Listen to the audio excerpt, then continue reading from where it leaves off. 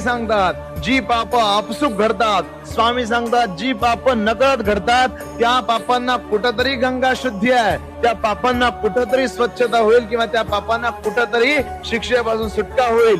पण जी पाप जाणून बुजून केली जातात, जी पाप उद्देशपूर्ण केली जातात, त्याला कुठल्याही शास्त्रात प्रायश्चित्त नाही आहे, त्याला कुठल्याही शास्त्रामध्ये गंगा शुद्धी नाही आहे. लक्षात ठेवा, भगवंतानं सांगितलेल्या मार्गतत्वांवर चालत असताना आपल्याकडून जाणून बुजून कुठल्या तरी गोष्टी होणं आणि नकळत होणं या दोन्ही गोष्टीमध्ये फार फरक आहे. चुकून होते त्याला चूक म्हणतात, चुकीला माफी असते, पण जाणून बुजून होते त्याला घोडचूक म्हणतात आणि घोडचुकीला शिक्षा असते. म्हणून लक्षात ठेवा, पाप तीच धुतली जातात जी नकळत घडतात.